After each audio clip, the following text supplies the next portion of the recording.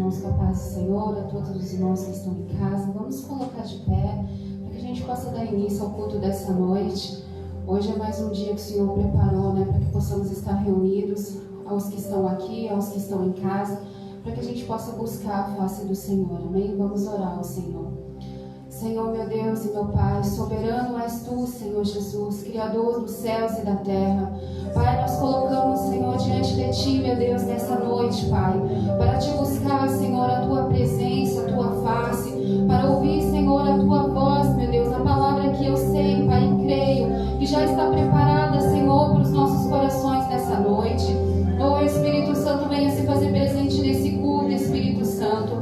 Tens liberdade aqui no meio de nós para fazer segundo a Tua vontade, o Teu querer. Vem esquadrinhar, Senhor, a cada coração, a cada vida, meu Deus, nessa noite, a cada mente. Venha, meu Deus, em nome de Jesus, retirar tudo aquilo que não provém de Ti, tudo aquilo que o inimigo estiver tentando se levantar, Pai, para roubar, Senhor, a palavra que será semeada sobre os nossos corações, meu Deus.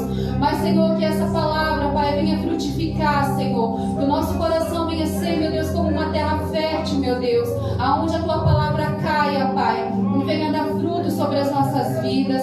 Senhor, eu quero, meu Deus, Te agradecer pela oportunidade que o Senhor nos dá hoje, Pai, porque se estamos aqui é porque o Senhor tem cuidado de nós, o Senhor tem zelado pela nossa vida e pela nossa família. A cada irmão que está em casa, Pai, que estará assistindo essa live neste momento, e os que vão ainda assistir, Pai, porque eu creio, Pai, que vidas ainda serão alcançadas pelos cultos que está sendo ministrado aqui, meu Deus.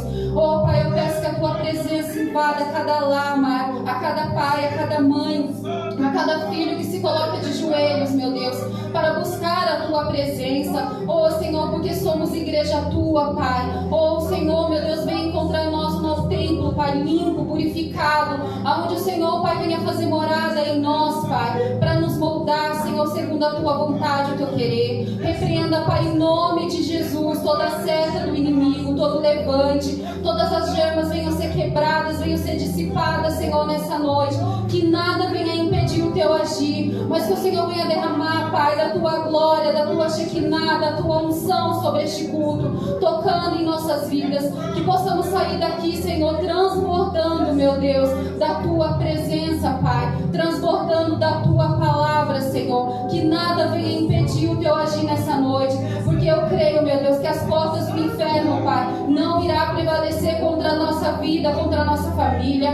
Também já peço a Ti, Senhor Jesus, que o Senhor venha blindar cada família nessa noite. Meu Deus, venha repreender, Pai, tudo aquilo que o inimigo estiver tramando, Senhor, contra as famílias, Pai, porque a família, Pai, é um projeto Teu, Senhor, e eu creio, meu Deus, que muitos têm clamado por família, por filhos, Pai, e que os olhos deles ainda verão, meu Deus, aqueles que eles têm colocado debaixo dos joelhos em oração, eles ainda verão, Senhor, na Tua casa, louvando e glorificando o Teu nome, Senhor, porque o Senhor é um Deus poderoso, o Senhor trabalha no silêncio, meu Deus, nos ensina, Senhor, a esperar em Ti. Tira de nós, meu Deus, toda a ansiedade, Pai, todo o desespero da nossa alma, porque quantas vezes nós queremos ver o Teu agir, mas o Senhor é um Deus que trabalha no silêncio. Por isso podemos confiar, Pai, na Tua soberania, porque a Tua vontade é boa, perfeita e agradável. E eu sei, meu Deus, que tudo ao Seu tempo irá se cumprir sobre a nossa vida, sobre a vida de cada irmão, meu Pai. Oh, Senhor, é o que eu Te peço nessa noite. Fica conosco, faça parte desse culto, Pai. Recebe o nosso culto racional a Ti, Pai. Mas que o Senhor também venha mover o Teu sobrenatural sobre este culto. Em nome de Jesus. Amém. Abre a palavra do Senhor em Mateus capítulo 13. Eu vou ler do 1 até o 9. Amém. Palavra que fala da parábola do semeador. Amém. A palavra do Senhor diz assim: Naquele mesmo dia, Jesus saiu de casa e assentou-se à beira-mar. Reuniu-se ao seu redor uma multidão tão grande que por isso ele entrou num barco e assentou-se. Ao povo reunido na praia, Jesus falou muitas coisas por parábolas, dizendo: O semeador saiu a semear. Enquanto lançava a semente, parte dela caiu à beira do caminho, e as aves vieram e a comeram. Parte dela caiu em terreno pedregoso, onde não havia muita terra, e logo brotou, porque a terra não era profunda.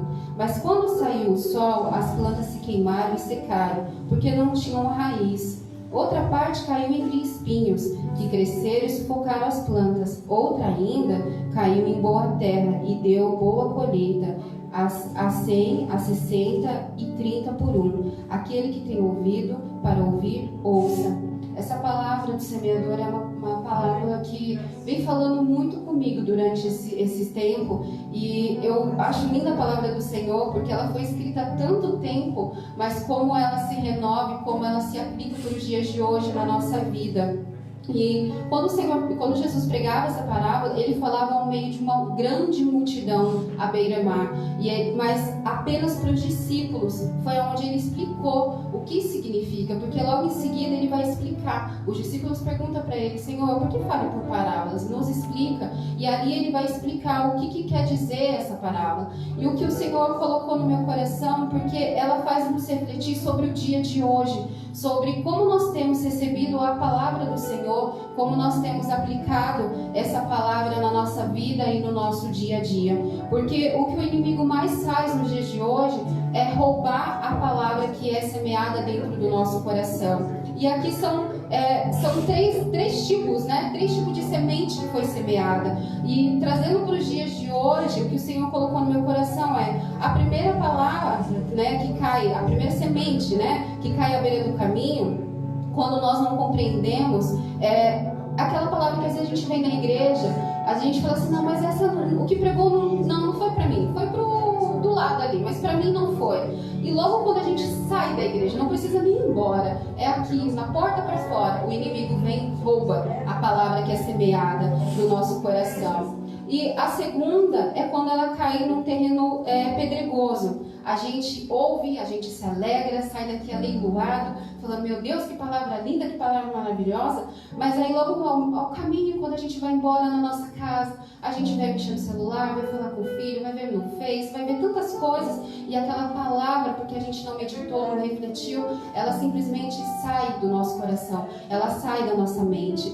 E a terceira é quando ela cai entre os espinhos, porque a gente ouve, medita, até por um tempo, mas aí vem a tribulação, vem o dia a dia, as preocupações, e a gente permite que Satanás roube, sufocando a palavra que foi. Ao invés de a gente colocar ela em prática, a gente começa a lembrar de tudo que foi e se esquece daquilo que a gente ouviu, daquilo que a gente aprendeu, né? Não só na igreja, como também no nosso dia a dia.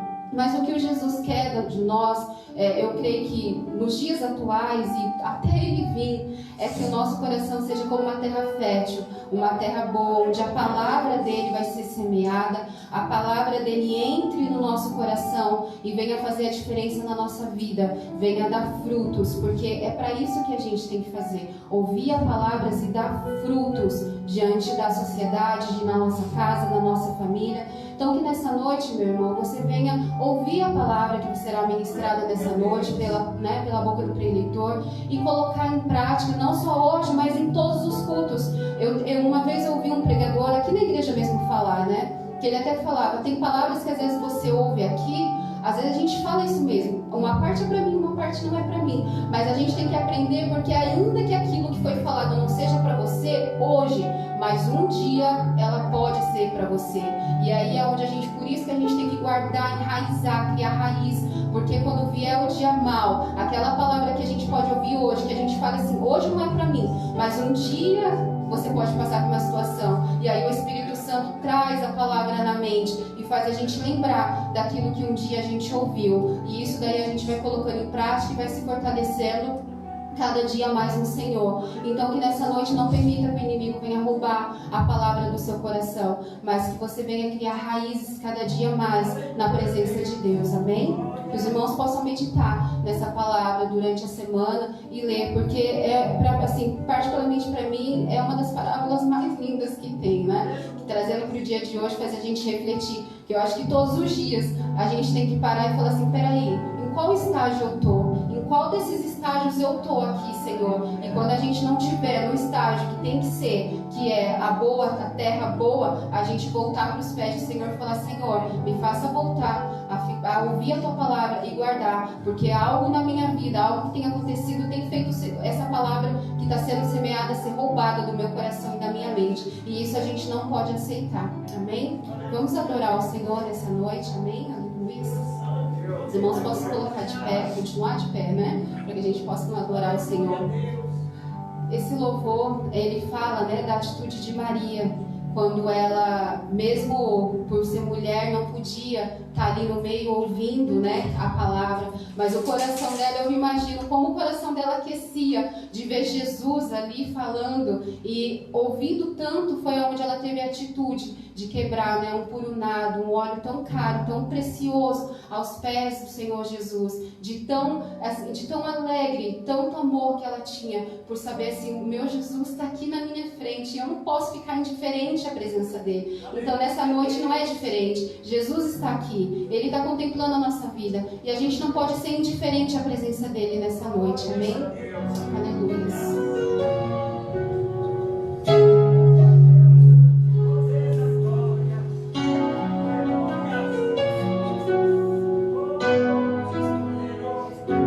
Estou aqui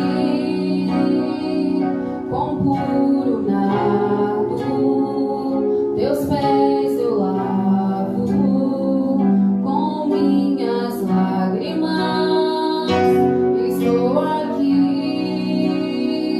apaixonado e admirando o teu amor. O meu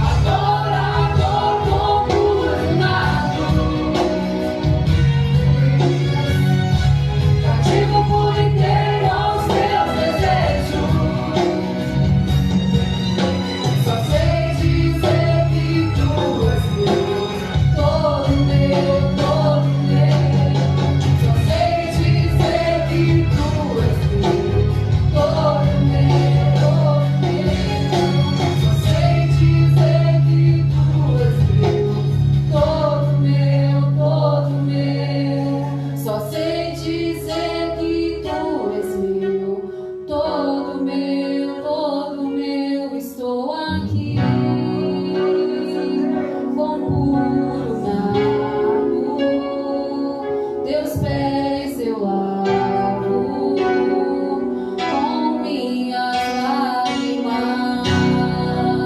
Aplauda o Senhor, igreja, aleluia.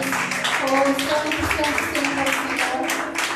Vamos continuar adorando ao Senhor, dizendo que não há outro lugar que queremos estar, a não ser na presença dEle. Que todos os dias possamos estar na presença dEle, buscar pela presença dEle. Não deixar que a gente simplesmente deixe que o dia a dia nos sufoque, faça com que a gente viva uma vida corrida, mas que a gente venha se lembrar que a gente precisa se derramar aos pés do Senhor e buscar todos os dias pela face dEle. Amém? Aleluia, Jesus.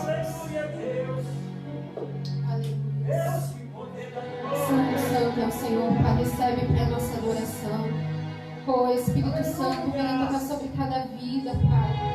Aleluia! Assim diferente ao seu toque nessa noite, Glória a tua Deus. presença, Pai. Mas que a gente venha sentir, Senhor, a tua presença, Pai. Sim, E eu sei, Senhor, que ela já está aqui, Senhor Jesus. Aleluia, Deus!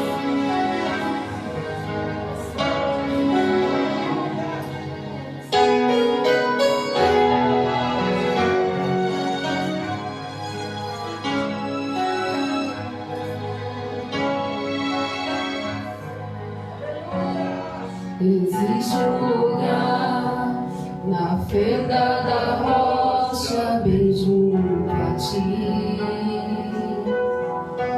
em tua presença, em tua presença.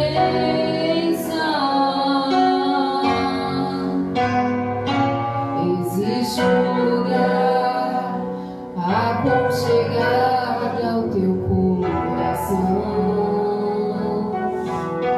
em tua presença, em tua presença.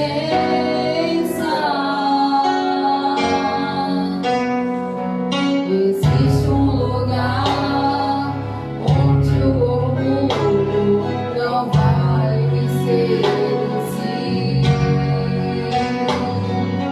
onde o dinheiro, a fama e os aplausos não podem me comprar.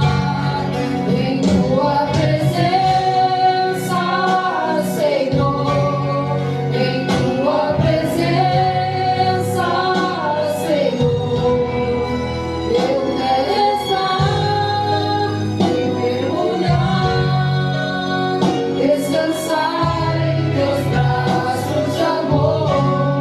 Em tua presença, Senhor,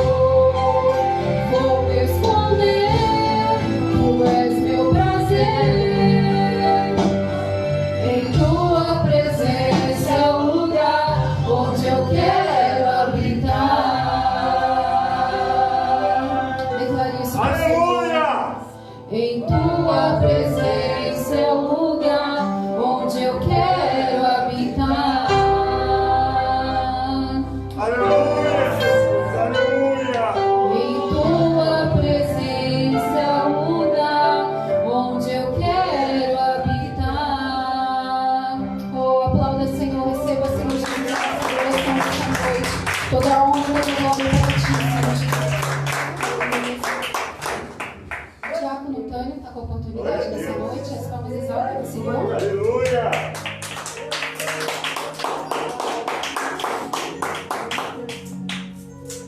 Glória a Deus. Aleluia, Jesus. Aleluia. Quero complementar a igreja com a paz do Senhor, amém? Amém. Vamos adorar ao nosso Deus. Aleluia.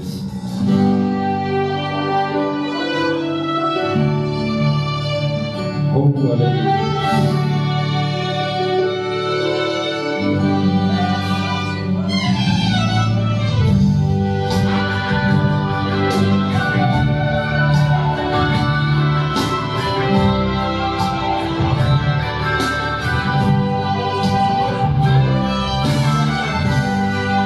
Lá vem Jesus pelo caminho de uma viúva que chora. A vida foi chegando e a morte foi embora. Lá vem Jesus pelo caminho de um cobrador ladrão. Vai ganhando a honestidade e vencendo a corrupção. Lá vem Jesus pelo caminho de um homem sem visão. Foi quando a luz acabou com a escuridão. Matou a sede da mulher samaritana. O puxador abandonou a sua cama. Chorou o surdo quando ouviu a sua voz. Se emocionou uma fé do centurião, lá no Calvário perdoou o ladrão. Da sepultura ressurgiu para todos nós. Com a papeira do caminho que Jesus já vai passar, onde ele passa um morto vivo, o cego tem que enxergar. Esse grito e toque nele, que ele fala. Na beira do caminho que Jesus está passando, está quebrando as correntes, o cativo libertando. Corra lá, você vai ver o milagre acontecer quando Jesus passar. Oh, aleluia. Quando Jesus chega, algo tem que acontecer. Aleluia. Ele está aqui neste lugar. Milagre maravilhoso aconteceu no dia de hoje. Oh, Santo.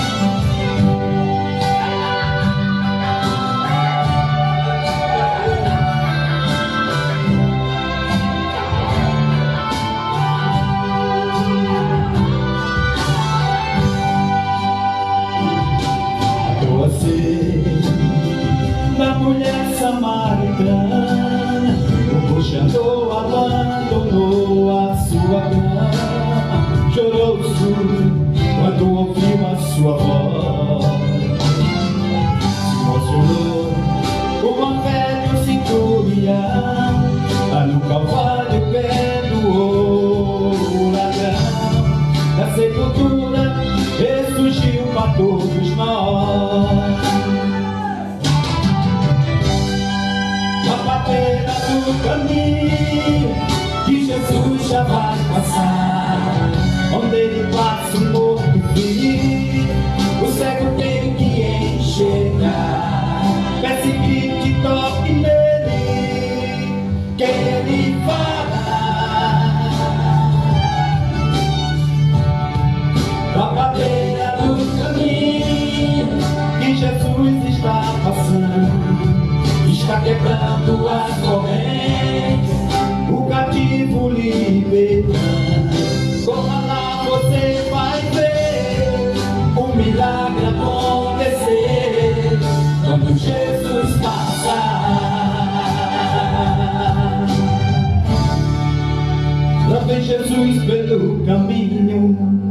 uma viúva que chora.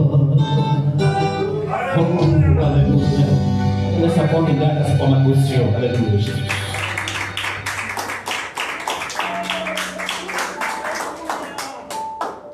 Glória a Deus. Aleluia, Jesus. Irmãos, nessa noite o presbítero vai estar orando pelos dizimistas, tá? No final do culto, amém? Eu quero chamar já aqui no altar o preletor dessa noite, o pastor Gabriel, apresenta para a igreja. Agradeço também já a minha oportunidade nessa noite. Passa para o diácono Wellington para estar orando para o eleitor, amém? As palmas exaltem o Senhor.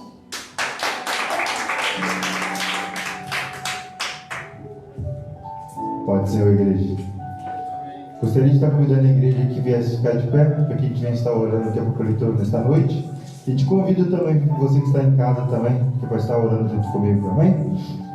Senhor meu Deus, Pai, aqui, meu Pai, eu te apresento, Senhor, a vida, Senhor, do teu filho, Senhor.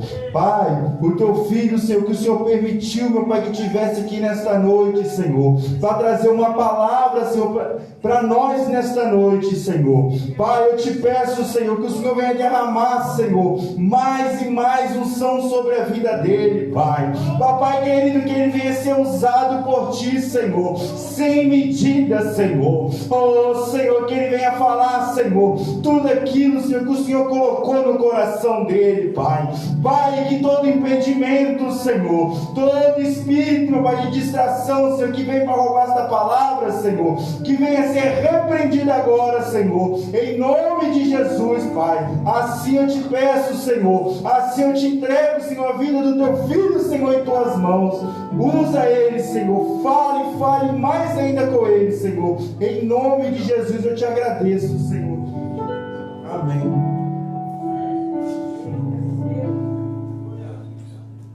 Meus irmãos, a paz do Senhor.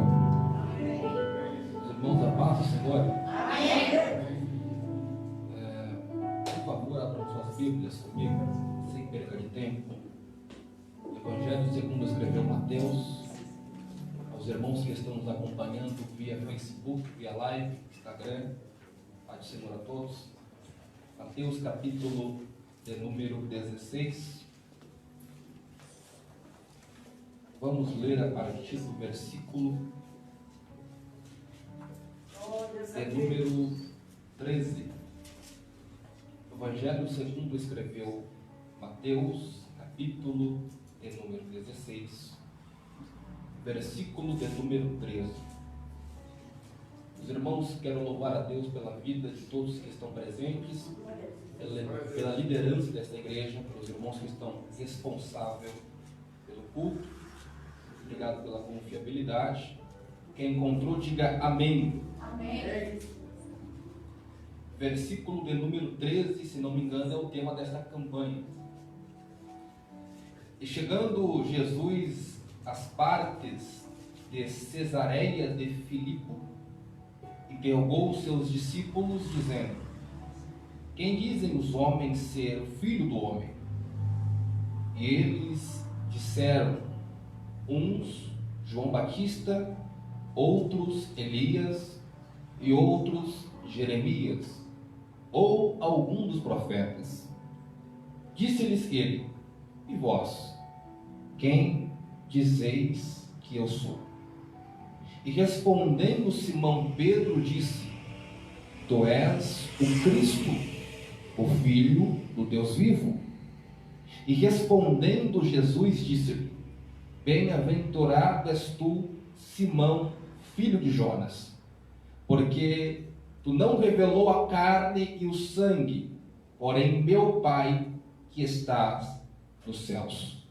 Também eu te digo que tu és Pedro, e sobre esta pedra edificarei a minha igreja, e as portas do inferno não prevalecerão contra ela. E todos digam amém. Amém. Tome assento, fique à vontade.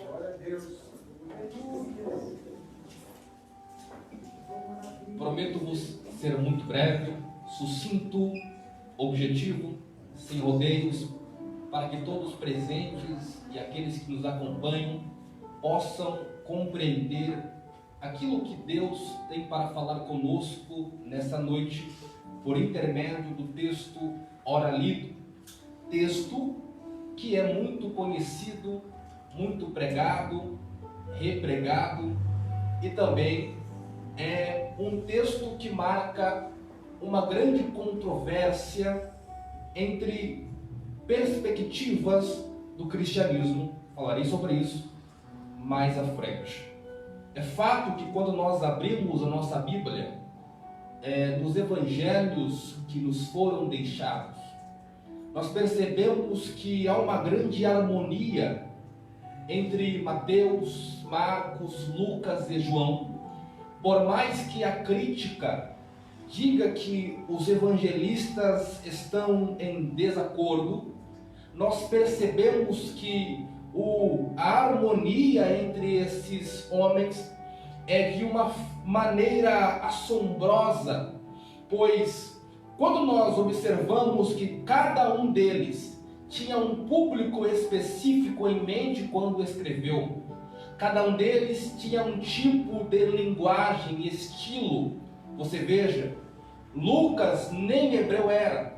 Lucas é um grego que se converteu ao Cristo e escreveu uma história sobre ele. E quando escreveu, Marcos já havia escrito o seu compilado. Tanto é que ele é o primeiro evangelho a ser escrito. Perceba que ele é o menor de todos. E ele é a fonte primária, tanto de Mateus como de Lucas. Porque Marcos seria também o evangelho das memórias de Pedro. Marcos andou com Pedro boa parte da sua trajetória. E todas as memórias deste grande apóstolo foram sintetizadas na obra de Marcos. E portanto, quando nós olhamos para Mateus, Marcos e Lucas, perceberemos uma similaridade entre os textos. Chamamos de evangelhos sinóticos, porque ambos têm uma visão conjunta, sinóticos. Ora, e João? Aonde entra nisso? João, que é o último evangelista a colocar em escrito as suas experiências, quando escreveu, já tinha os 3 evangelhos em suas mãos. Perceba que Marcos, Lucas e João têm a tendência de filtrar a sua fala ou a sua narrativa na Galileia, enquanto João coloca a sua narrativa na Judéia. Ele entendeu que o seu evangelho seria um complemento, seria uma continuação. Ele iria contribuir para a melhor compreensão de todos os leitores da história de Jesus. Então é fantástico quando nós percebemos a harmonia dos evangelhos. Só para entendermos melhor do que eu estou falando, perceba que quando você fala acerca da vida de Jesus, algumas afirmações que nós mesmos fazemos não tem nada explícito para confirmar. Por exemplo, nós afirmamos que Cristo morrera com 33 anos de idade. Mas se eu te pedir para mostrar-me o texto, você não vai encontrar. Porque não há nada explícito acerca dessa idade. Como é que nós descobrimos? Através da harmonia dos evangelhos. Perceba, quando você lê Lucas, nos primeiros capítulos, ele informa que Jesus, perto dos 30 anos, iniciou a sua trajetória. Tá certo? Ele diz perto porque ele é um grego. Ele não sabe a profundidade da tradição judaica, que nos afirma que um homem, alguém só está pronto para o chamado, para o ministério, com 30 anos. Só pode ser sacerdote com 30 anos. 30 anos para um judeu é a idade primordial, é a idade específica para o início de um ministério. Então, perceba que Jesus vai atender aquilo que o seu povo acredita e vai iniciar a sua trajetória aos 30 anos de idade. Aí você pega o Evangelho de João, que é paralelo aos outros 3, e ele, quando está narrando a história de Jesus, ele coloca Jesus em 4 Páscoas diferentes. Perceba que a Páscoa, uma festa judaica que nasceu lá na saída do Egito. Pessah significa saltar por cima. Nasceu quando Deus livrou o povo das garras do anjo da morte. Toda vez que o anjo da morte via uma porta manchada de sangue, ele saltava por cima. Daí nasceu a Páscoa. Essa festa não é mensal, nem semanal. É uma festa anual. E os cristãos se apropriaram dessa festa. E hoje, a nossa Páscoa é referente à morte de Cristo, ao seu sacrifício. Ora, então perceba, é anual. João coloca Jesus em 4 Páscoas diferentes. Quando a primeira Páscoa acontece, é logo após ele iniciar o seu ministério. Ora, então ele tinha 30 anos. A segunda Páscoa tem 31 anos. A terceira Páscoa tem 32. E na quarta Páscoa, lá no fim do livro, que ele já está com 33. E agora ele vai ser o cordeiro da Páscoa, o prato principal, o agente principal. E é por isso que nós afirmamos que Jesus morreu com 33 anos de idade. Então perceberam que há uma harmonia entre os evangelhos? Eles se completam um ao outro.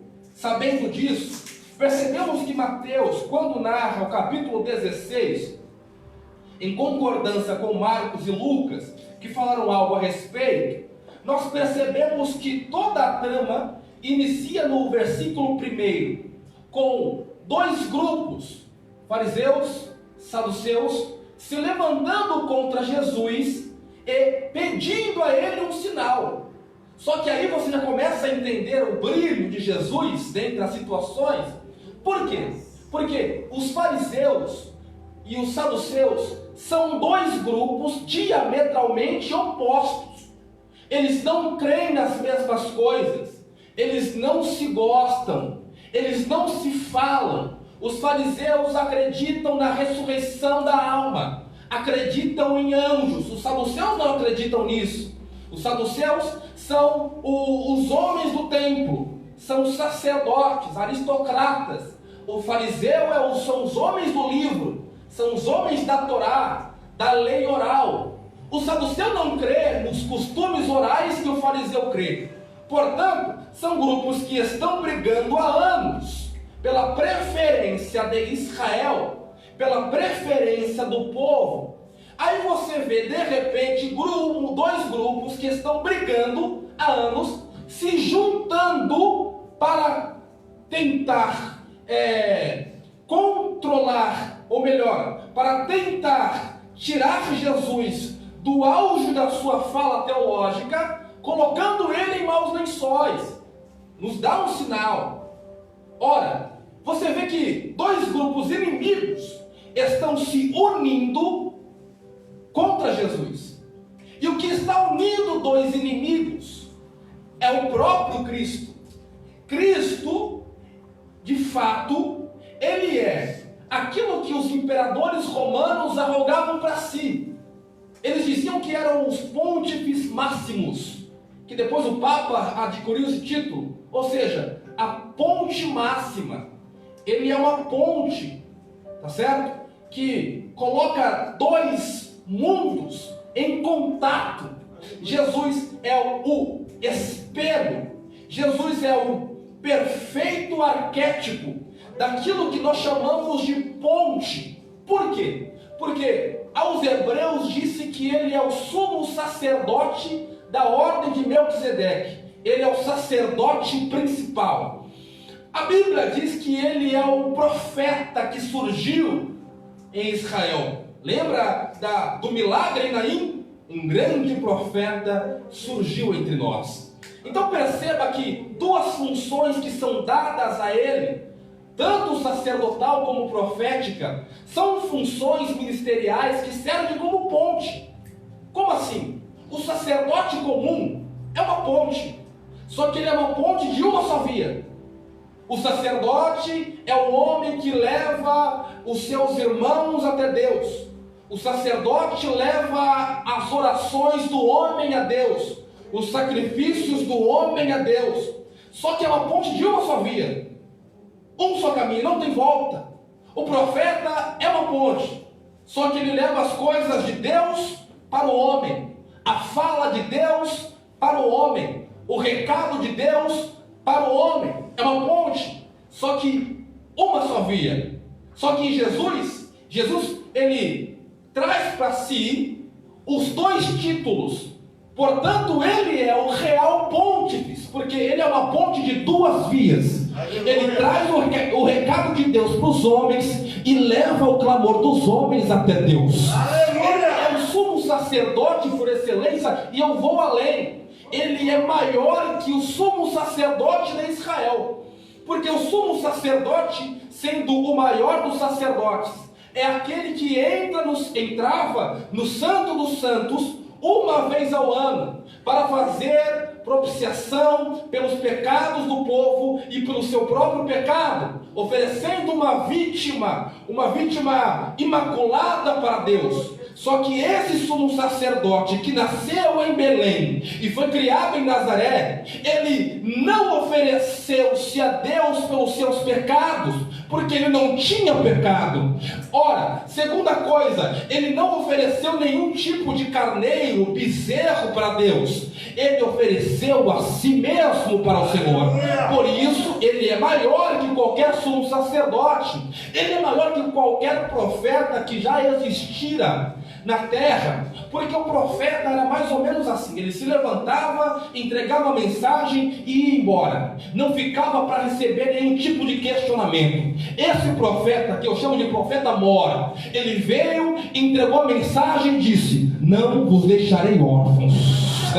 Ele vem dar a mensagem e fica com a gente. Por isso ele é o maior profeta. Ele é uma ponte entre dois mundos. Olha só, você percebe então que até inimigos se unem em contato com a presença dele. Isso fica notório quando Lucas nos narra que, na sua condenação, Pilatos, que é o governador, é o cônsul romano na província da Judéia, percebe que Jesus ele é residente da Galileia.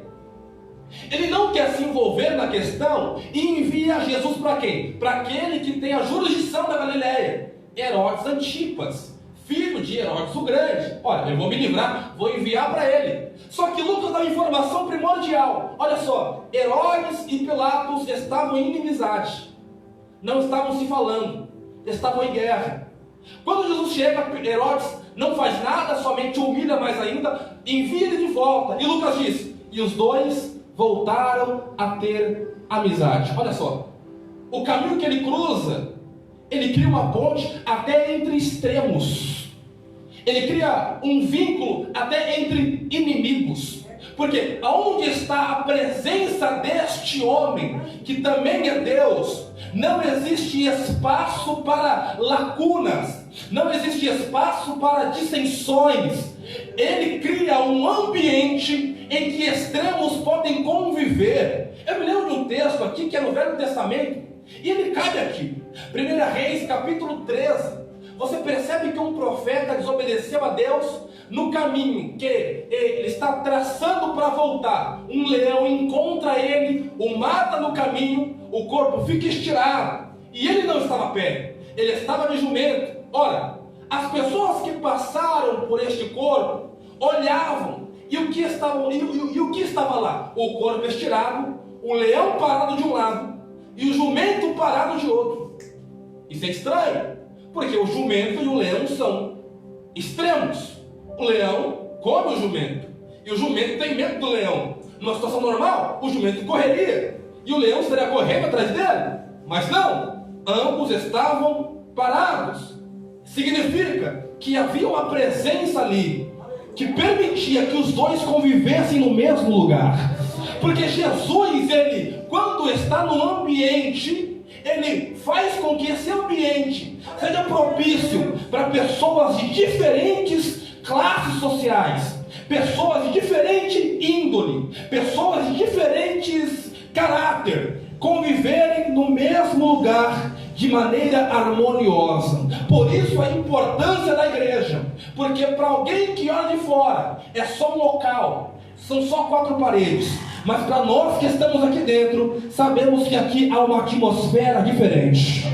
há uma presença diferente que permite que o rico congregue com o pobre, que permite que aquele que não é ninguém congregue com aquele que é alguém, que permite que o doutor esteja no mesmo nível que o iletrado. É isso que Deus faz, torna todos iguais através de uma grande ponte chamada Jesus Cristo.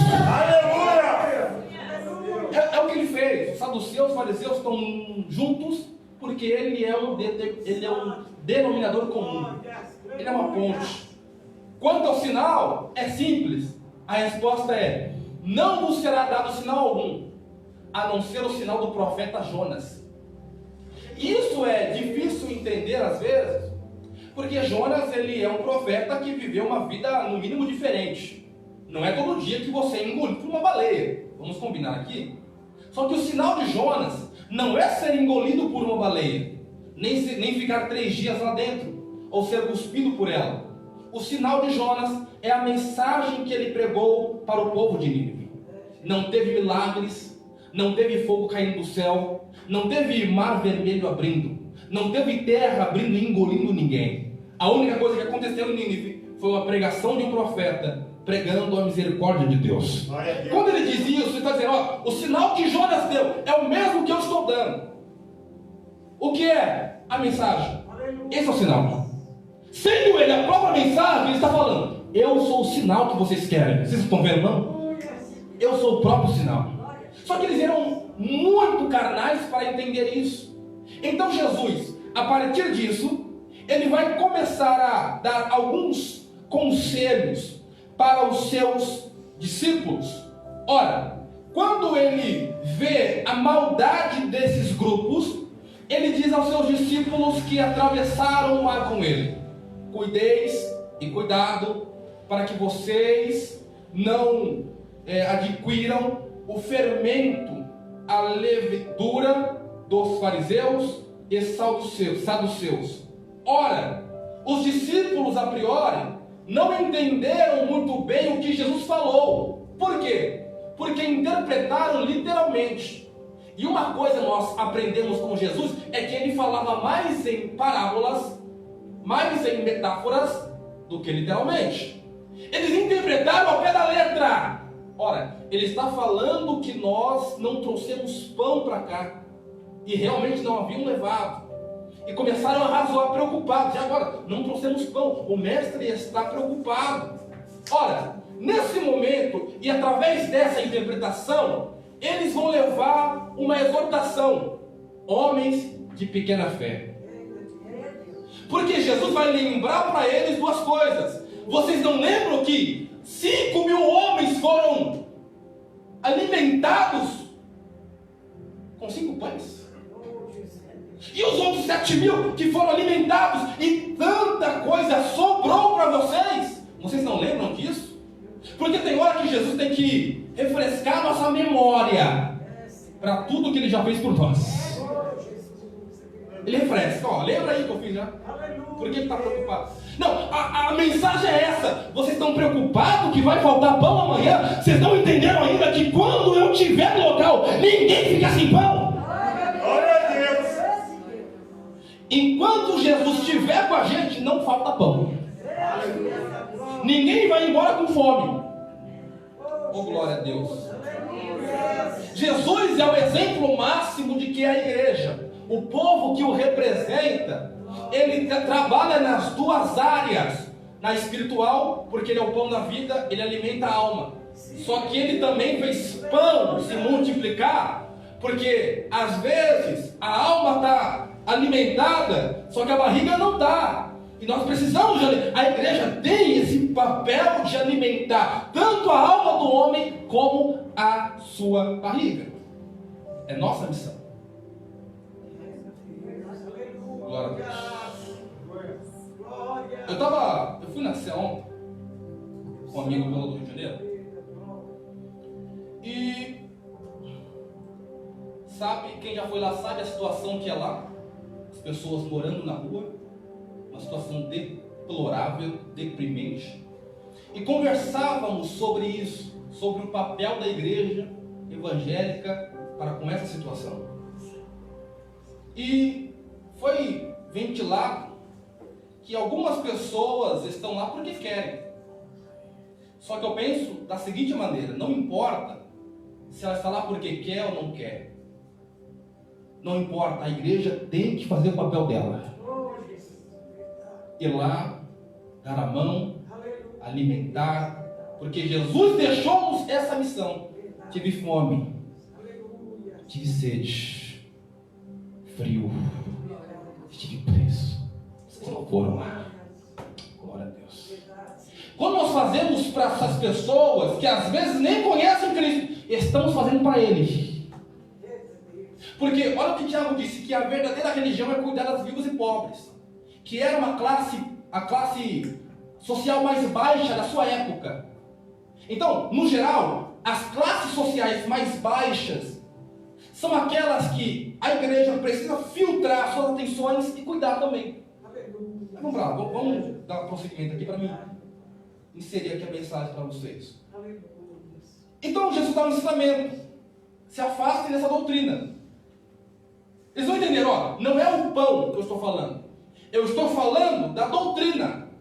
Porque quando o judeu pensa em levedura, em fermento, no aspecto metafórico, ele lembra de uma má influência. Jesus está alertando os judeus para não se deixar, os discípulos, para não se deixarem influenciar pelas práticas e ensinamentos de judeus, de fariseus e saduceus. São dois recados. Primeiro, não deixem os fariseus vos influenciar. Qual é a doutrina dos fariseus? É a doutrina da religião externa, a religião demonstrativa. É a guarda de leis, de costumes, leis orais. Ora, você vê um fariseu orando diante de Deus: eu guardo o sábado, eu dou dízimo, eu dou esmolas, eu estou bem contigo. E de repente do lado encosta alguém que todos odeiam em Israel: um publicano, um coletor de impostos. É tão odiado que ele é colocado no grupo de ladrões e prostitutas. Um sacerdote ortodoxo, nem no mesmo da calçada ele quer passar de um publicano. Ele chega, abaixa a cabeça e diz: Senhor, tem misericórdia de mim, porque eu sou um miserável pecador na sua presença. Jesus disse: aquele que se humilhou foi justificado. Por quê? Porque ele deixou o seu interno falar, não o seu externo. Porque a verdadeira religião não é externa, é interna. A religião farisaica é comparada por Jesus a um sepulcro caiado. Por fora, muito belo, mas por dentro está podre. Porque o interno, que é a verdadeira religião, ele tem poder de modificar o externo. O contrário não pode acontecer. O que é externo na religião não pode modificar o interno, pode piorá-lo. Portanto, Jesus está interessado em mudar o homem que anda com ele, primeiro, por dentro. Para depois, essa mudança interna, ela falar fora. Quem me ouve, diga amém. Cuidado com a doutrina do fariseu, religião externa. O saduceu é mais ou menos assim. Para resumir, eles são um grupo de aristocratas que não ofereceram nenhum tipo de resistência ao Império Romano. Eles ajudaram, são colaboristas. Colaboraram para quê? Para manter os seus privilégios e direitos intactos. São um grupo que são capazes de vender até a alma para manter as suas mazelas, os seus privilégios. Os saduceus, eles não querem saber dos homens, porque venderam o próprio povo. Quem permite que cambista venda sacrifícios, bois, bezerros dentro do templo são os saduceus. Quem permite essas taxas exorbitantes que maltratam e colocam o seu povo na mendigância são os saduceus. Eles não estão nem aí para o seu próprio povo, em nome do seu próprio eu, do seu próprio ego. Jesus está dizendo: se afastem disso. Se afastem disso. Não vem da sua alma para uma instituição maior. Não vem da sua fidelidade para com Deus. Tá certo? A Bíblia nos ensina a estarmos sempre de acordo com as leis vigentes. Isso tem que ser dito. Temos que ser bons servos. Temos que dar exemplo. Só que, a partir do momento que uma lei me coloca em conflito com minha fé e com Deus, estou desobrigado. Eu estou desobrigado. Não vem na sua alma por causa de nada. Por causa de minutos, momentos, privilégios terrenos. O seu tesouro está no céu. Aleluia! E lá ninguém pode roubar. Graça não pode corroer. Oh, glória a Deus. Então, esse é o ensinamento de Cristo para os seus discípulos após atravessar o rio. E aí começa o contexto a acontecer, porque no versículo 13 é o texto que nós lemos. Jesus chega às partes de Cesareia de Filipe. Isso é importante. Quando os evangelistas citam um local específico, presta atenção, porque a geografia é muito importante em várias questões na Bíblia. Quando ele chega nessa cidade, ele sai do domínio de Herodes Antipas e agora está nos domínios de Filipe, que é irmão deles. Filipe, tanto é que a cidade, que antigamente chamava-se Pânias, está com o nome de Filipe, porque é Filipe que está na jurisdição e porque é uma cidade que foi dedicada ao imperador, Cesareia. É uma cidade que tem mais pessoas gentias, ou seja, estrangeiras, do que judeus. Então, nessa cidade, Jesus está os levando para um momento de paz, sem agitações. Ele entendeu que a coisa ficou séria. Lembra quando ele vai para Tiro e Sidom, capítulo 16 de Mateus também, tá certo? Ele vai se retirar de um grande conflito, porque ele entende que era hora de se retirar da briga ideológica com os fariseus. Jesus, ele sabe a hora certa de se refrear, de se ausentar, de se retirar. Ele sabe que tudo tem um momento certo nessa vida. Há um momento certo de ficar calado e há um momento certo de falar. Há um momento certo de se apresentar e há um momento certo de se esconder. Faça as coisas sempre na direção de Deus.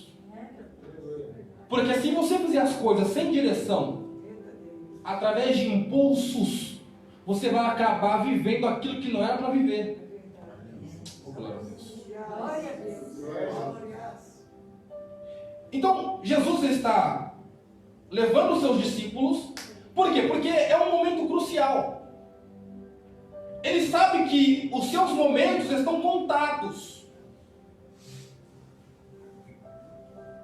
Demoraria muito pouco tempo para que ele fosse pego, preso. Então ele precisava preparar os seus discípulos, tanto para aquele momento, quanto para o futuro. Quando Jesus diz, olha, para a mulher cananeia, eu não fui enviado senão para a casa de Israel. Quem lê isso sem compreensão vai entender que ele não veio para os humanos, para a humanidade, veio só para um povo. Calma, ele veio para todos. Só que ele não poderia ficar muito tempo. Ele não conseguiria nem em uma vida de 100 anos percorrer todo mundo sozinho. Ele veio preparar homens para enviá-los para todos os homens. Então, quando ele diz, eu fui enviado para a casa de Israel, ele está dizendo, eu vim preparar esses homens de Israel, que são descendentes de Abraão, para ir e pregar o evangelho para toda criatura. Aleluia! E dizer que eles, através do evangelho, também podem desfrutar das bênçãos de Abraão. Porque Deus prometeu a Abraão, em ti, todas as famílias da terra serão abençoadas. Então, ele precisa preparar esses homens. E uma coisa que é muito séria é aquilo que você fala a respeito de Jesus A pergunta é, gente, quem os homens dizem ser o Filho do Homem? Essa é a pergunta.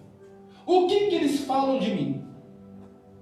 E só a título de curiosidade, Jesus, ele se autoproclama, ele mesmo se chama de Filho do Homem.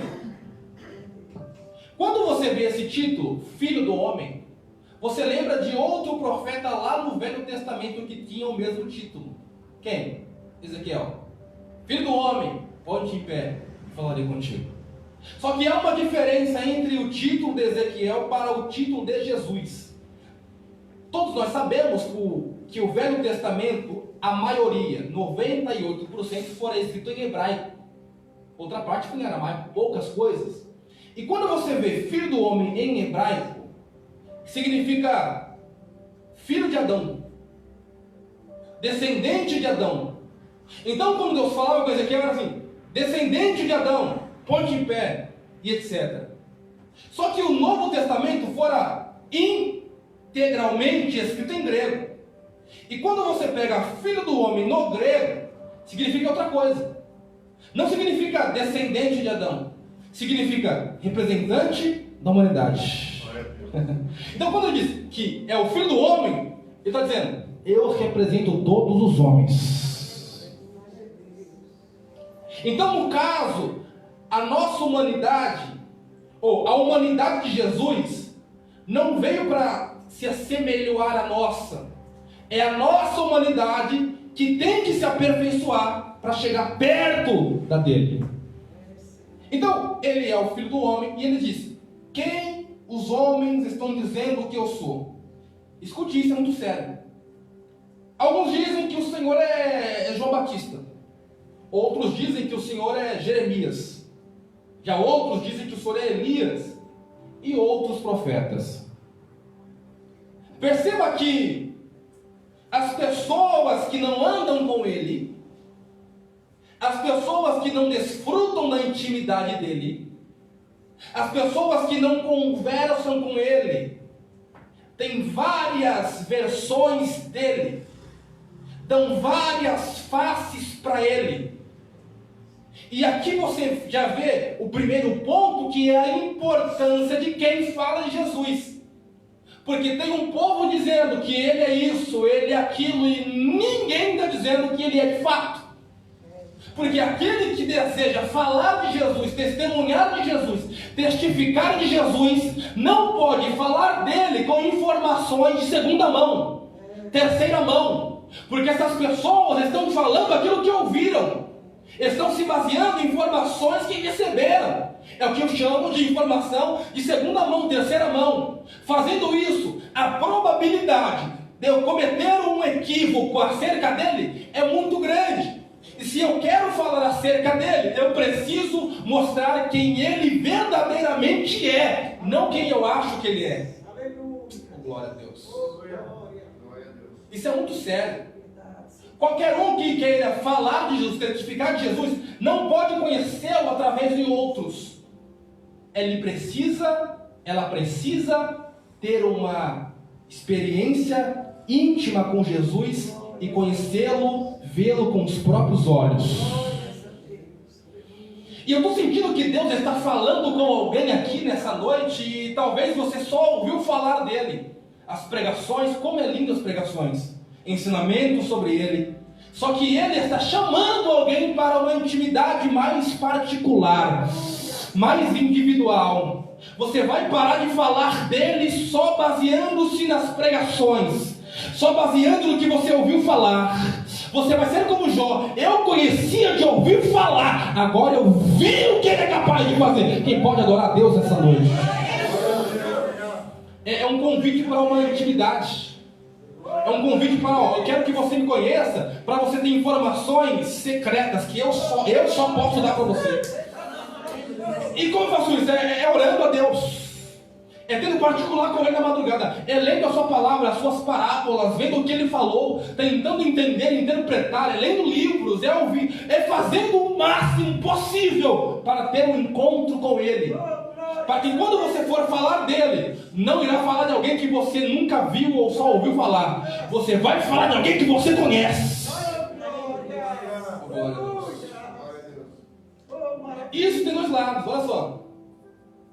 Essas pessoas que estão dizendo Jeremias, Elias, João Batista, essas pessoas, elas colocando nos dias de hoje, contemporaneizando, são pessoas que falam de outros sem saber e sem conhecer.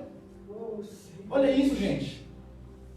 Quando eu falo de alguém sem conhecer essa pessoa, a chance de eu cometer uma injustiça é enorme. Porque eu estou dizendo que ela é alguém que ela não é. E se alguém que ouvir eu falar isso for tão ingênuo como eu sou, vai acreditar. E esse alguém que acreditou vai criar uma imagem de você que você não é. Aí tem alguém que não fala com você. Por quê? Porque ouviu falar algo de você e acreditou. Cuidado. Não fale de alguém sem conhecê-lo, sem comungar com ele, sem ouvi-lo, sem saber a intimidade. Estão falando que Jesus é alguém que ele não é. Isso dói quando é conosco. Quando alguém fala que você é o que você não é, não dói? Porque é injustiça, é injusto. Você não é aquilo, você não fez aquilo. Só que estão falando. São irresponsáveis. Não seja também. Só que Jesus vai colocar um bálsamo no negócio. Então tá bom, eles acham isso. Mas e vocês, que andam comigo, que estão comigo? Quem vocês acham que eu sou? Vocês me conhecem? Glória a Deus. Você anda comigo. Tu me conhece, rapaz? Você está comigo sempre. Tu sabe os caminhos. Primeira coisa, ele está colocando a importância da segunda pergunta acima da primeira.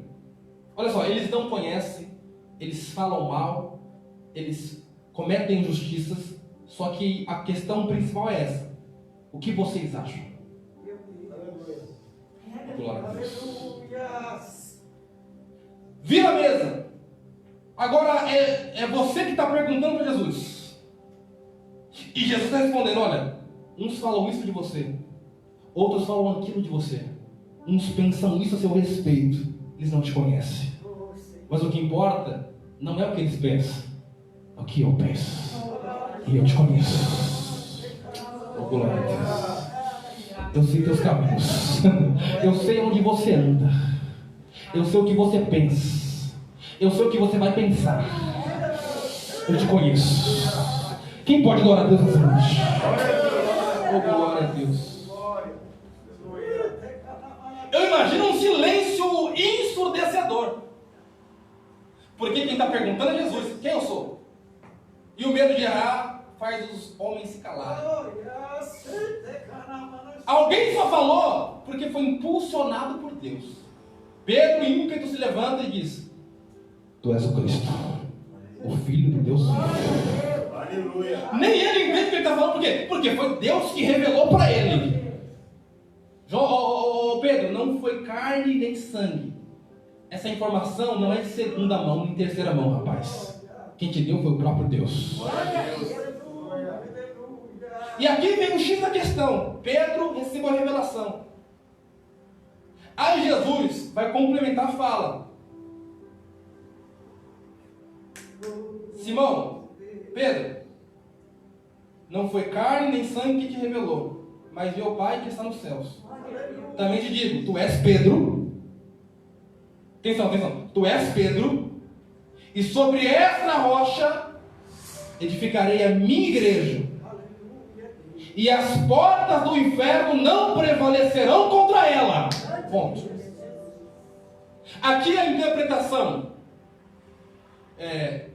dos primeiros bispos, a partir do século III, é que a pedra em que Deus, ou que Jesus edificou a igreja, é o próprio Pedro. Porque Pedro significa pedra.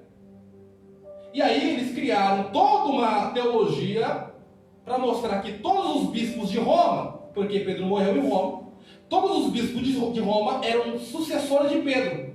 Portanto, as pedras angulares da igreja, os papas. Só que não é bem assim. Opa, peraí, calma aí, vamos entender o negócio. Pedro ele fala aquilo que Deus revelou. Qual é a revelação? Tu és o Cristo, Filho de Deus vivo. Essa é a revelação. Essa é a pedra. Essa é a rocha. Tu és Pedro. E sobre esta rocha, que rocha? A revelação. Que revelação? Tu és o Cristo, Filho do Deus vivo. E vos afirmo que se Cristo houvesse edificado a sua igreja em Pedro, não estaríamos aqui. Se Cristo houvesse edificado a sua igreja em João Batista, não estaríamos aqui. Porque o único que pode se levantar contra todo o inferno é Jesus. E pode adorar a Deus. Glória a Deus. Aleluia. E as chaves do reino eu vos entrego. Tudo que ligares na terra será ligado no céu. E tudo que desligares na terra será desligado no céu. Essa chave só tem validade se essa revelação for respeitada. Que revelação? Cristo é o Filho de Deus vivo. Se pode de pé, por favor. Por favor.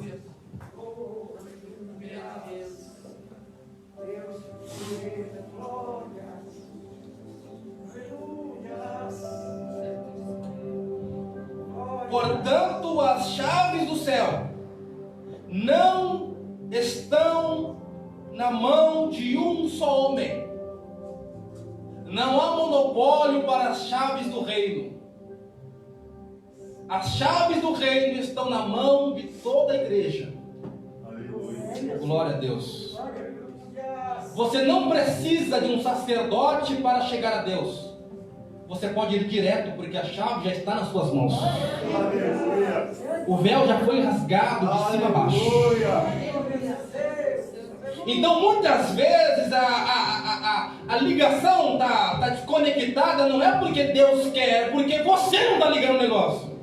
O que você ligar na terra será ligado no céu. Não está dizendo que é Deus que vai ligar primeiro. Parte de você o negócio. Tem que partir de você, a atitude tem que partir de você. Talvez você está aqui e alguma coisa não está dando certo. As portas do inferno estão tentando prevalecer contra você. Só que elas não podem prevalecer. Está na Bíblia, promessa.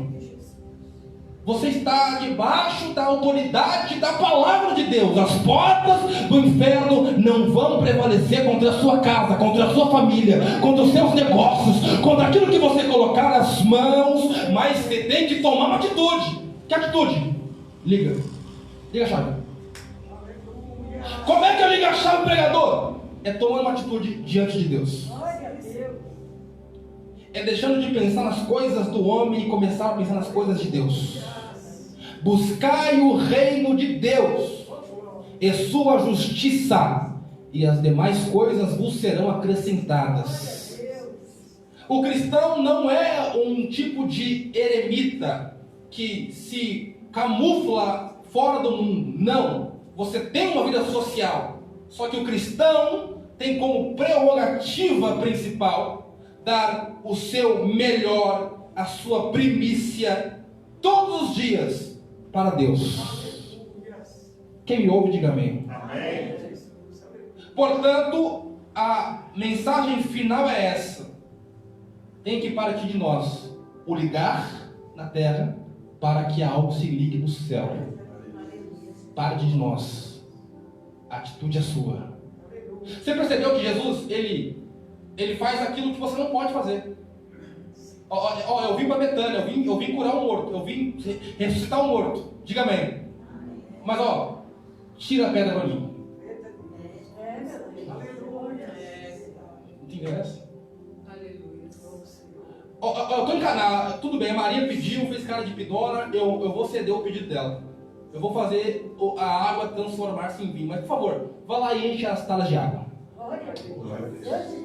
Não, ele faz o que você não pode, o que você não consegue. Só que o que está ao seu alcance, tu tem que fazer. Liga a chave. Está nas suas mãos. Justo Deus, a tua igreja recebeu uma palavra do céu hoje, Deus. E esta palavra, eu tenho certeza, tem poder para entrar e modificar aquilo que precisa ser modificado, Senhor. Deus, assim como for pregado, faça uma visita agora no íntimo, no interno, e vai sondando cada pessoa que aqui está, Senhor. Se ele tem fé, se ele está aqui realmente de coração, Senhor, transforme este simples culto num culto que vai revolucionar a história dele, a mente dele, a forma dele pensar, Deus. Ó Deus, faça ele entender que há uma chave na mão dela, e ele pode a qualquer momento ligar, e quando ligar e o Senhor responder, a vida dele não será mais a mesma, Senhor. E eu estou como profeta do Senhor para profetizar para essa igreja, que enquanto nós estivermos baseados naquilo que Pedro revelou, que tu és o Cristo, o Filho do Deus vivo, o inferno pode até se levantar, Senhor, as dificuldades podem chegar, o vento pode soprar, mas nós permaneceremos de pé para a glória do seu nome. Aleluia! Glória a Deus! Oh, glória da Calamandacia. Eu estou sentindo Deus aqui nesse lugar. Eu estou sentindo o Senhor aqui. Voltaremos a viver tempos maravilhosos com Deus. Oh, glória. Não, é para essa igreja. Voltarão a viver momentos indescritíveis com Deus. Aguardem, tem coisa nova chegando para esse lugar.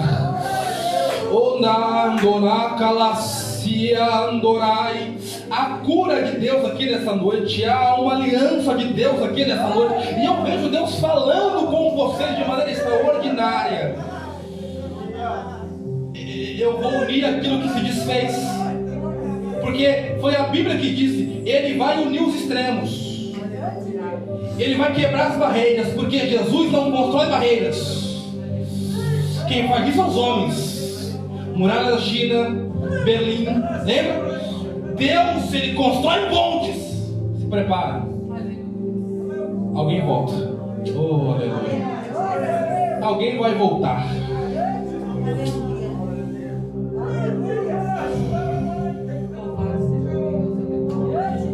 Meus irmãos, quem crê que Deus falou aqui essa noite, diga amém. Então aplauda Jesus nessa noite.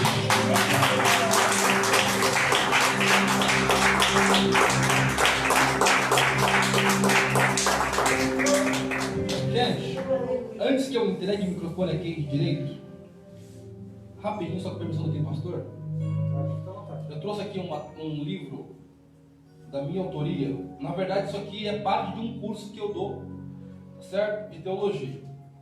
E nunca foi tão importante para a igreja começar a aprender acerca daquilo que ele crê ou que ela crê, para que ela possa expressar a fé em Cristo para as pessoas que não têm essa fé ainda, certo? Então, sabendo disso, eu trouxe aqui um livro com um tema muito propício para nós cristãos. Olha só, são 2 discursos sobre Cristo e a Trindade. Aqui em 100 páginas eu falo sobre a questão de Cristo, as questões difíceis, certo? E mais importante, sobre a Trindade, que é um sacramento na igreja, é uma crença que todo cristão tem em comum. O problema é esse: eu creio na Trindade, Pai, Deus Pai, Filho e Espírito Santo. Eu não sei explicar. Eu vos digo, ninguém sabe, é um mistério. Só que tem como você ter uma noção, saber tirar pelo menos dúvidas das pessoas, ou a sua própria dúvida. É muito importante você saber esses pilares da fé cristã. Até porque a própria Bíblia diz, pastor, crescei na graça e no... Aí as pessoas riscam a parte do conhecimento que é graça. A graça. Não, tem que conhecer também. É importante para o cristão. E a vida de leitura é uma vida saudável, boa, faz bom para a saúde. Eu vos indico. Certo? Quem puder me ajudar, estarei na porta, R$20 para me abençoar e te abençoar também. Amém? Deus abençoe. Glória a Deus.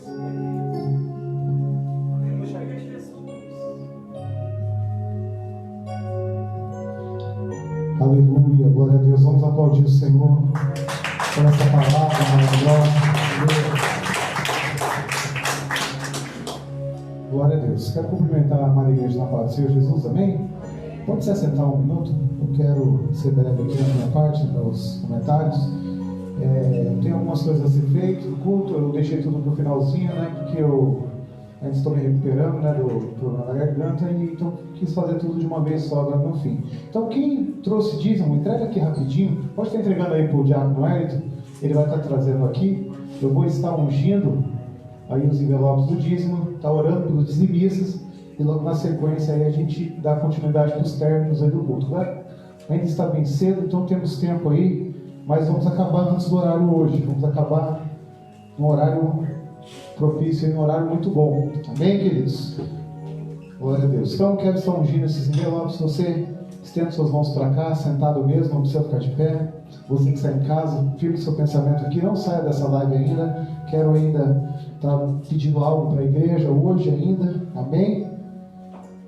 Glória a Deus. Estenda suas mãos para cá. Querido Deus Pai Santo, entregamos diante do Senhor, meu Deus, essas vidas, Senhor, representadas por estes envelopes, Senhor. Senhor, nós não estamos, Senhor, colocando óleo na cabeça das pessoas, mas nós estamos colocando aqui, determinando que o Senhor colocará a tua mão sobre cada uma dessas vidas, Senhor. Toca agora, Senhor, na vida do irmão Vanderlei, Senhor. Abençoa ele, Senhor. Derrama sobre ele as tuas bênçãos, a tua graça. Derrama sobre ele, Senhor, a prosperidade, a chuva serode. A chuva, Senhor, que traz, Senhor, a provisão para a vida do teu filho, meu Deus. Não permita, Senhor, que a situação que o mundo vive, Senhor, em crise, em pandemia, em problemas, venha, Senhor, fazer com que o teu filho venha passar dificuldades, Senhor. O teu filho tem demonstrado fidelidade para contigo e tem entregado aqui, Senhor, este dízimo, patrocinando assim a tua obra, Senhor, e crendo que essas portas continuarão abertas para que seja pregado aqui o teu evangelho. Por isso, venha, Senhor, abençoá-lo. Venha fazer se cumprir aquilo que o Senhor nos promete em tua palavra, Senhor. Da mesma forma, Senhor, na vida da irmã Alessandra, Senhor. Venha, Senhor, abrir os caminhos da tua serva. Venha, Senhor, onde a tua serva pisar, onde ela tocar, que haja prosperidade, que haja renovo, que haja a presença do Senhor, meu Deus, santificando-a, que haja o Senhor trabalhando na vida dela, Senhor, e de toda a família, meu Deus, trazendo a provisão para a tua filha e para a família dela, Senhor. Ó Deus Santo, entrego nas tuas mãos essas vidas, Senhor, e te peço, repreenda, Senhor, a ação do devorador, do migrador, do gafanhoto, Senhor. Que o inimigo não possa tocar, Senhor, nas finanças, na saúde dos teus filhos, Senhor. E a ti nós entregamos, te dando graças por tudo, Senhor. Amém, glória a Deus. Aleluia, Jesus. Também oro, Senhor, pela tua igreja, por todos os dizimistas, todos os ofertantes, todos aqueles que creem, Senhor, que essa obra é tua, que essa obra é do Senhor, e que estão, Senhor, contribuindo, que estão, Senhor, colocando aí em prática, Senhor, a fidelidade para com a tua obra. Abençoa todos, sem exceção, meu Deus, e continua, Senhor, guardando-os, protegendo, Senhor, e livrando de toda ação do inimigo, Senhor, contra a vida deles, Senhor. Abençoa a tua igreja, meu Pai. Eu te peço, meu Deus. Amém. Amém, queridos. Glória a Deus. Irmãos, eu deixei para o final agora. A gente está fazendo uma oração especial pela vida do irmão Celso. O irmão Celso que está internado, ele está com um problema de saúde muito sério. E ele está muito agravado, né, o quadro de saúde dele. Então eu queria, neste final, pedir para toda a igreja, para a gente se colocar... Se for possível, você se colocar de joelho nessa hora, você está em torno de joelho aqui diante do altar do Senhor. Se não for possível, fique de pé aí onde você estiver. Nós vamos levantar um clamor aqui nesse término do culto e depois nós vamos para a consideração dos finais. Amém, queridos? É muito importante o papel da igreja nessa hora. Orar pela vida do irmão que está com a saúde debilitada. Por isso eu te peço, igreja, você como igreja, você que está na sua casa, se for possível, onde você estiver aí, dobrar o seu joelho, nós vamos levantar um clamor aqui pela vida do irmão Celso. Querido Deus e Pai, Deus, nosso Pai, nós aqui enquanto igreja, Senhor, nos colocamos diante da tua presença, Senhor. Nós levantamos, Senhor, a nossa voz em clamor aos altos céus, meu Deus. Nós clamamos aqui, Senhor, como filhos pedindo para o Pai, como filhos que se dobram diante do Pai, clamando, Senhor, pela tua misericórdia, clamando, Senhor, pelo teu favor, clamando, Senhor, oh meu Deus, pelo teu poder nessa hora, Senhor. Só o Senhor pode visitar a vida do irmão Celso agora. Só o Senhor pode alcançá-lo, Senhor, onde ele está. O Senhor é Deus que pode nessa hora mudar, Senhor, radicalmente o quadro de saúde do irmão Celso, Senhor. E crendo nisso, Senhor, em nome de Jesus, que é o teu filho, que é filho do Deus vivo, que é a mesma declaração que Pedro fez, nós fazemos agora, em nome do teu filho, Jesus Cristo, filho do Deus vivo. Nós te pedimos, ó Pai, cura agora, Senhor, libera cura, libera o poder através do teu Espírito Santo, nessa hora, naquele hospital, Senhor, naquele leito de UTI, Senhor.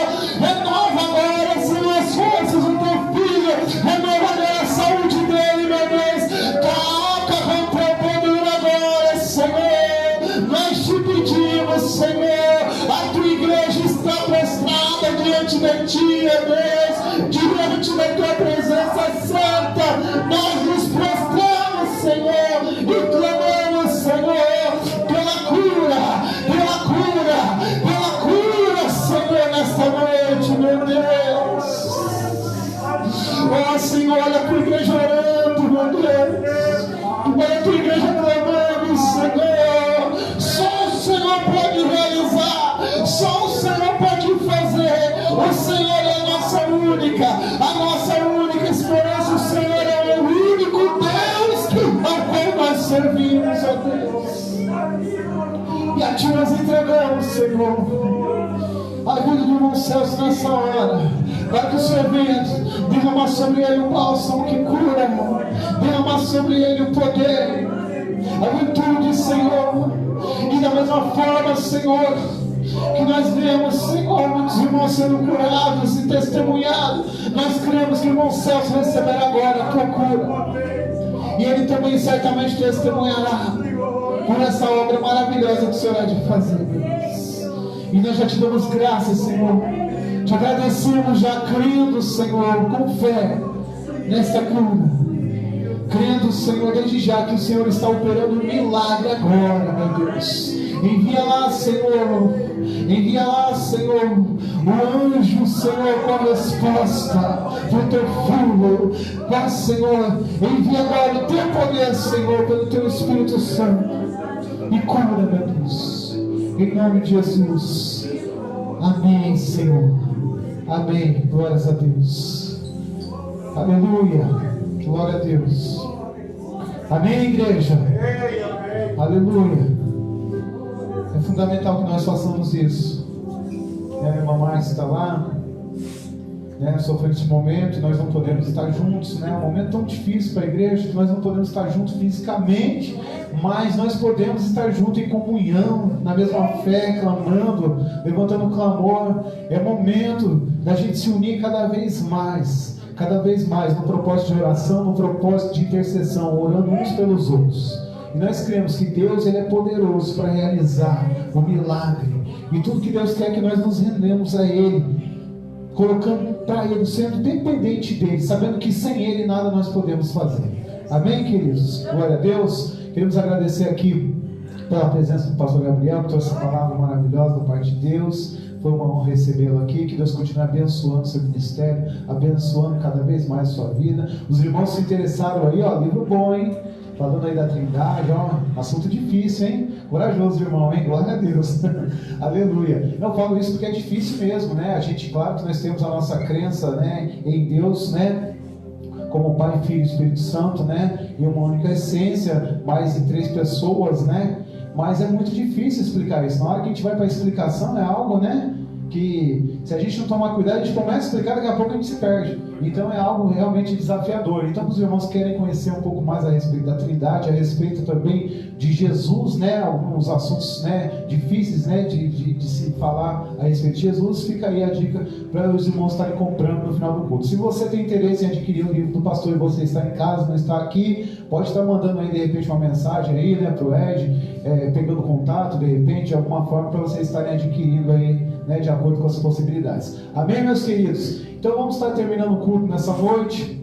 Vamos fazer aqui a nossa última prece desta noite, deste culto, e na sequência nós vamos estar dando fim a essa live, amém? Vamos terminar 9 horas hoje. Uma glória aí, ó. Tem gente que vai trabalhar amanhã, né? Tá aí, né, cansado, então vai mais cedo para casa hoje. Amém? Você que já está em casa também vai ter mais tempo aí para refletir sobre a palavra, orar, né? Enquanto você está aí com a sua família neste fim de noite. Amém? Querido Deus Pai Santo, agradecemos, Senhor, por tudo que foi realizado aqui, por essa palavra gloriosa que o Senhor enviou através do Teu servo, Senhor, a todos nós. Agradecemos, Senhor, pela oportunidade de estarmos na Tua casa mais uma noite, Senhor. Senhor, nós entregamos a Ti, Senhor, o Brasil, Senhor. Estamos intercedendo pelo Brasil, Senhor, a cada culto, e crendo que o Senhor vai mudar a situação deste país, a situação política, a situação, Senhor, religiosa deste país, a situação, meu Pai, em que o país se encontra, meu Pai. O Senhor há de fazer com que este país venha se converter a Ti, que haja um avivamento, Senhor, no Brasil, um avivamento genuíno, Senhor, e por todo o avivamento começa através da oração. Por isso nós oramos, Senhor, para que o Senhor venha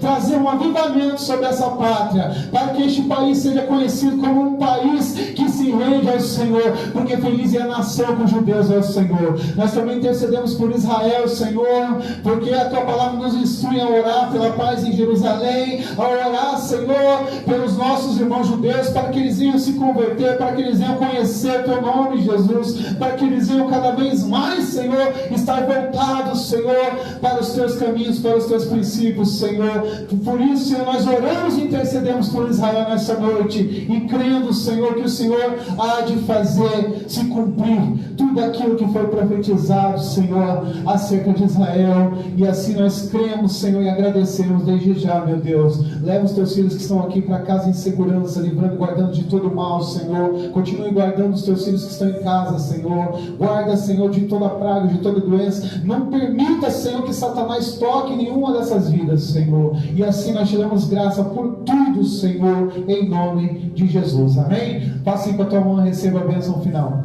Que o grande amor de Deus Pai, a graça do nosso Senhor e Salvador Jesus Cristo e as doces consolações do Espírito Santo esteja com nós todos, não só hoje, mas para todo sempre. Quem crê, diga amém. Glorifique o Senhor das palmas. Aleluia.